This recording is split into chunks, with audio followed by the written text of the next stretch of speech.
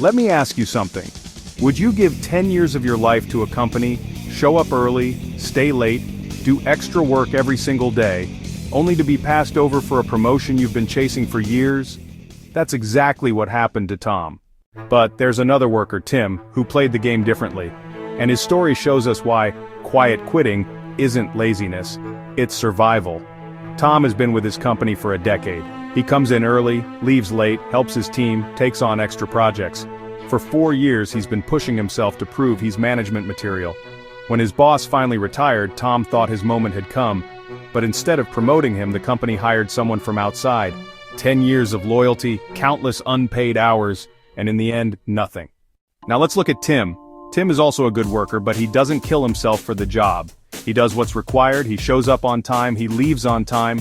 Every 2 years he switches jobs, and every time he does, he gets a bigger paycheck. Without chasing titles, without sacrificing his life, Tim ends up as a manager anyway, with a higher salary than Tom.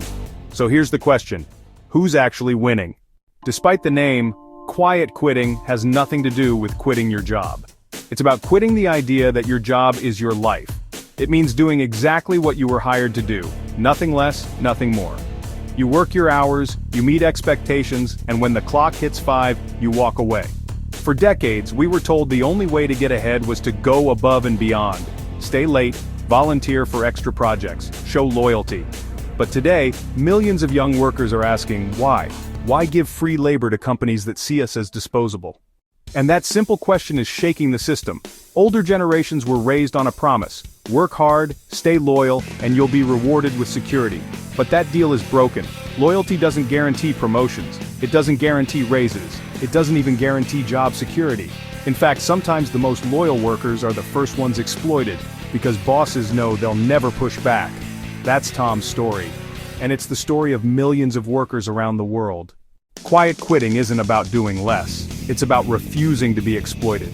Quiet quitting didn't come out of nowhere. It exploded after COVID and the Great Resignation. When lockdowns hit, millions of workers left. Those who stayed were suddenly expected to do double the work for the same pay. The pressure kept increasing, but the compensation didn't. And that's when people started saying, enough. Gen Z in particular saw through the illusion. They watched their parents and grandparents sacrifice everything for companies, only to face layoffs, financial insecurity, or health problems from overwork. So they asked the obvious question, why should we kill ourselves for jobs that won't even take care of us? Let's be honest, this isn't just about work ethic, it's about survival. Housing prices have skyrocketed far beyond inflation. In the 1960s, a house cost about 4 times the average salary. Today, it's 8 times. For many young people, homeownership feels impossible. Corporate profits keep breaking records, but wages remain flat. Productivity rises, yet workers see none of the rewards. Companies cut benefits, scrap pensions, and treat employees as replaceable cogs. And when workers push back, they get called lazy. But here's the truth. Quiet quitting isn't laziness. It's a defense mechanism. It's workers saying, if you won't be loyal to us, why should we sacrifice our lives for you? Of course, executives hate this trend. Kevin O'Leary once said quiet quitting is worse than COVID. Worse than a pandemic that killed millions of people. That's how disconnected corporate leadership has become. Instead of listening, they shame workers for wanting balance. They call us weak for not working free overtime. But the truth is, their old model of leadership is collapsing. In today's economy, there are more job openings than workers. That means companies need us more than we need them.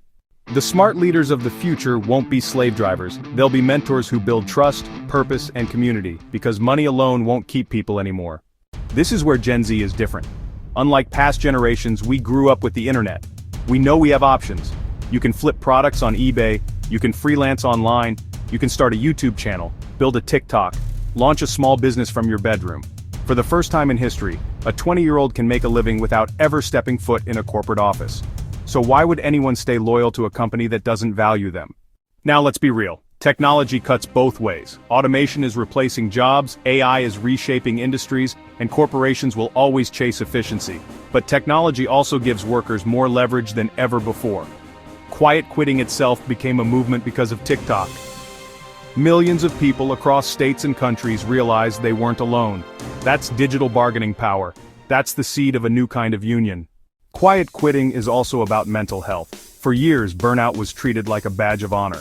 People bragged about working 80-hour weeks, never taking vacations, answering emails at midnight. But Gen Z isn't buying it. They value boundaries. They value their mental health. They understand that a paycheck is important, but so is peace of mind. Quiet quitting is saying, my life is bigger than my job. My identity is bigger than my title. My time is more valuable than your endless demands. So let's put it all together. Quiet quitting isn't laziness. It's not weakness. It's the working class reclaiming boundaries in a world stacked against them. It's the realization that giving everything to a company that gives nothing back is a losing game.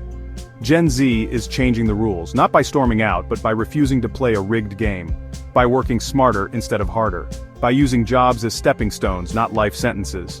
If corporations want more than the bare minimum, they'll need to give more than the bare minimum in return. Respect, purpose, a future worth investing in. And until that happens, quiet quitting isn't just the best thing Gen Z ever did. It might be the only thing keeping the modern worker sane.